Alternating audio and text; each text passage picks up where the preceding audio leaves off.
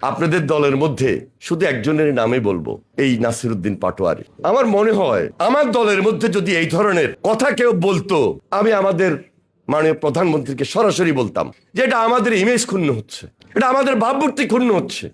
আপনাদেরকে আরো বেশি গভীর চিন্তায় চিন্তিত হতে হবে, আরো বেশি আলোচনায় যেতে হবে।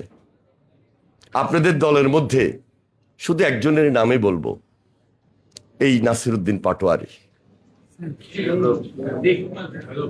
আমার মনে হয় আমার দলের মধ্যে যদি এই ধরনের কথা কেউ বলতো, আমি আমাদের মাননীয় প্রধানমন্ত্রীকে সরাসরি বলতাম,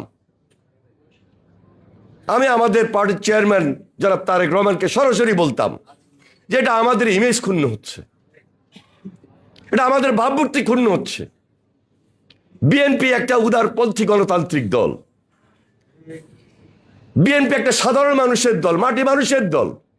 জিয়া রহমান তাই করেছেন, বেগম খালেদা জিয়া তাই করেছিলেন।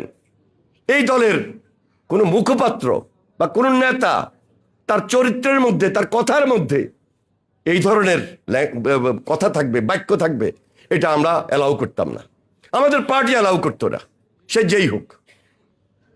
হ্যাঁ, আমি বললাম না যে আমরা সবাই যে খুব ভালো কাজ করতেছি তা না, তবে আমাদের চেষ্টা আর যিনি নেতৃত্ব দিচ্ছেন তার মহৎ উদ্যোগ রয়েছে, তার নেতৃত্বে কাজ করি।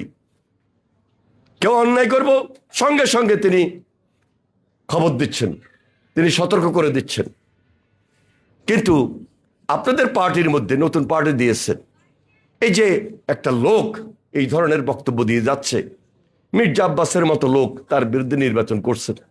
ভালো কথা, নির্বাচন করবেন, কিভাবে অশালীন, রুচিহীন, অসভ্য ভাষায়, মিথ্যা, বানোয়াট, এবং যেটা সমাজে যায় না, যেটা বাংলাদেশের রাজনীতিতে আওয়ামী লীগের পক্ষে মানাইতো, হাসিনার কথায় মানাইতো, হাসিনার দলের যারা বিভিন্ন আশেপাশের লোকজন ছিল তাদের কথা মানাইতো।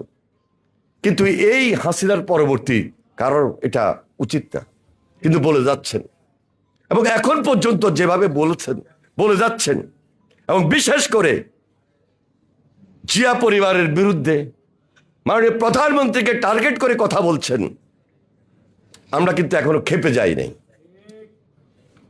প্রতিবাদের ভাষা অব্যাহত রেখেছি, সুশীল ভাষায়, ভদ্র ভাষায়।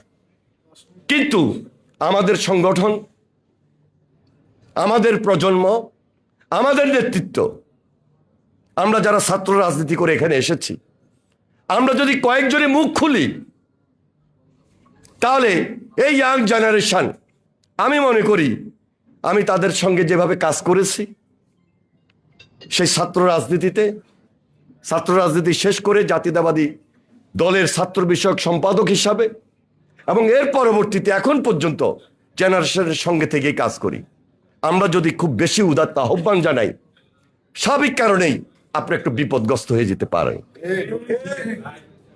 কিন্তু এই রাজনীতি ত্যাগ করেন, এটা অপরাজনীতি, এটা মানুষ গ্রহণ করে না।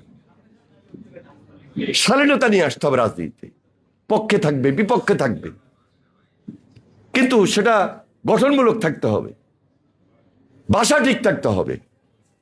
করণীয় কি? সবাই মিলে তো আমার মনে হয় যদি একটা ঐক্যবদ্ধ জায়গায় আসতে পারি, মত ভিন্ন হতে পারে, পথ ভিন্ন হতে পারে, কিন্তু ঐক্যটা দেশের প্রয়োজনে, আর ঐক্যটা ফ্যাসিস্টের বিরুদ্ধে। আমি মনে করি এটাই হওয়া উচিত এখনকার এই সময়ে রাজনীতির সর্বশেষ স্লোগান।